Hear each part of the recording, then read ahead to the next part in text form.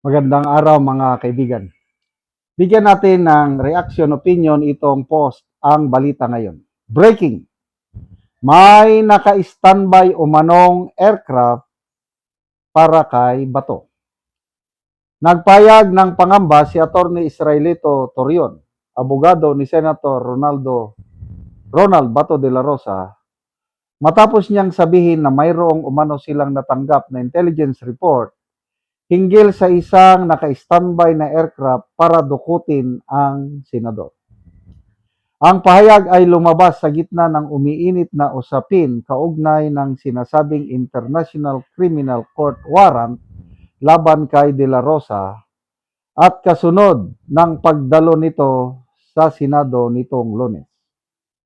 Ayon kay Torion, ito ang post ni Atty. Torion, Pilipinas, meron kami intelligence report na natanggap na may naka-standby daw na aircraft para dukutin na si Senator Bato de la Rosa. Dagdag pa niya, dapat umanong pairalin ang due process at sundin ang umiiral na batas sa bansa. Sabi niya, huwag naman sana idaan siya dapat sa proseso ng ating bansa. Dapat masunod pa rin ang 1987 Constitution natin at ang batas natin. Laman ng mga ulat ang pagpunta ni dating Senator Antonio Trillanes IV sa Senado kasama ang mga ahente ng National Bureau of Investigation kung saan ipinakita pa niya sa media ang dokumentong sinasabi niyang ICC warrant laban kay De La Rosa.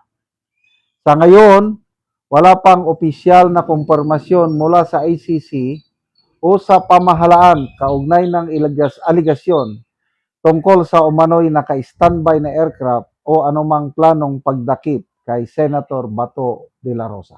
Okay. So ito, medyo opinion ko lang ito Nasa delikadong kalagayan ngayon si Senator Bato. Posible, I might be wrong, opinion ko lang ito, posibleng patibong yung sinasabi nila na walang ICC warrant of arrest. Nakita ko ngayon, napilitan lang nag-attend sa session si Senator Bato sa Senado, para makabuo sila ng 13 senators para maalis ang Senate President. Kasi kung hindi siya nagpakita, hindi matutuloy ang pagkudita, pagsibak sa pwesto kay Senator Tito Soto. Very important yung boto niya. Okay. Eksakto 13 senators lang ang bumoto para alisin ang Senate President. Siyam ang hindi pumabor. Dalawa naman ang nag-abstain. Ang nag-abstain po ay sina Senator J.B. Ejercito at Senator Miguel Zubiri. So yung siyam, alam nyo na. Subukan kong i-recall Soto Lacson. Of course, sila ang matatanggal kaya ayaw nila. Yung tatlong dilawan, Hontiveros, Bam Aquino, and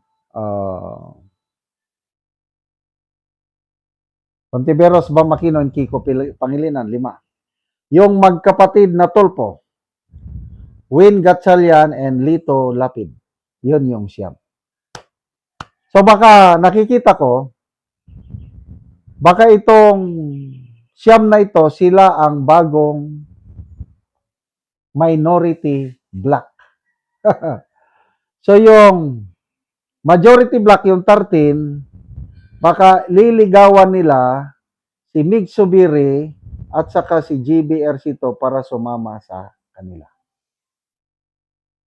O kung hindi man, maging independent itong dalawa na pwede pa rin.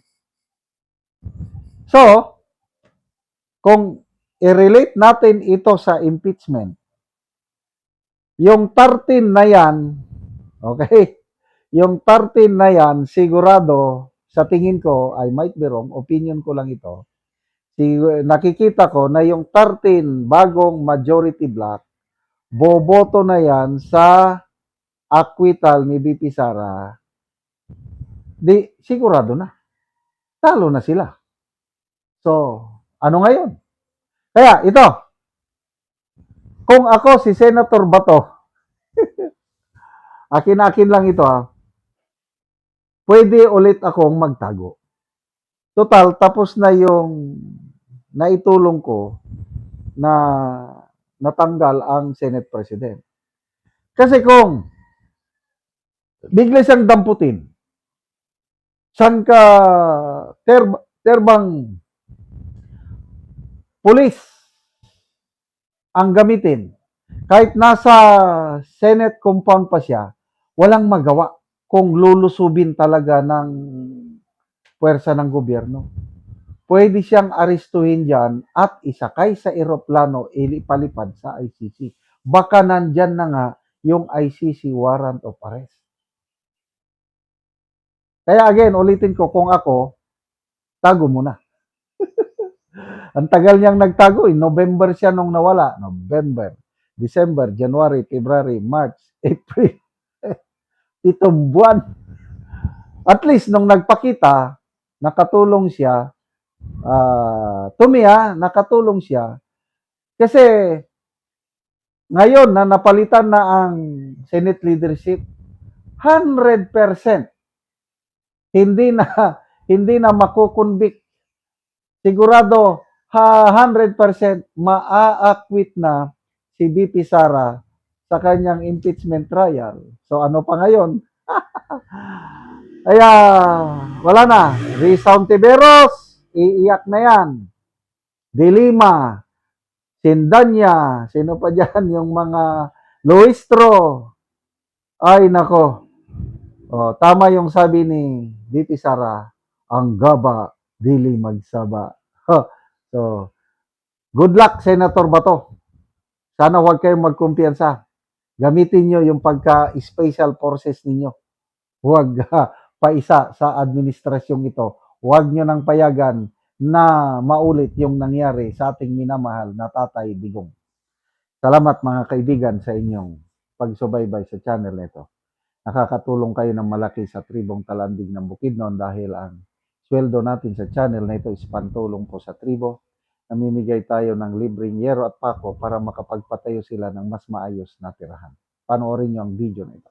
Mao ni si kuya nga mag-atop sa iyang balay mataga og yero.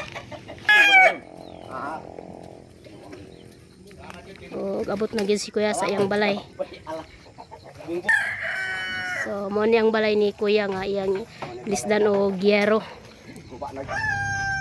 O mo ni ang nadaot na nga mga yero ni kuya. So ilisana na gyud.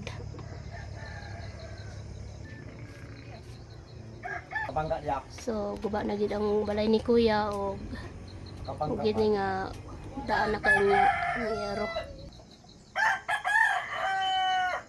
So loy gid kay kaimtan ni kuya kay kung ulan dili na gid siya maka kay sa iyang abuan kay tuloan na kaayo sa iyang balay. Pila na ni katuig kuya ang imong balay nga nainani na nga nanay mga buslot og tulo na kayo kung ulan. Unom na ni katuig pero daan niya sin ba? Mga daanab. So unom na katuig. So na kay anak kuya? Wala pa. Wala pa kay anak. So si kuya walay anak. So unom na katuig ang iyang balay. So inani na busa pulihan na og yero. So natagaan man kag yero kuya, makatop na ka karon. Makatop na kay. Salamat sa Ginoo. Salamat sa pagtabang.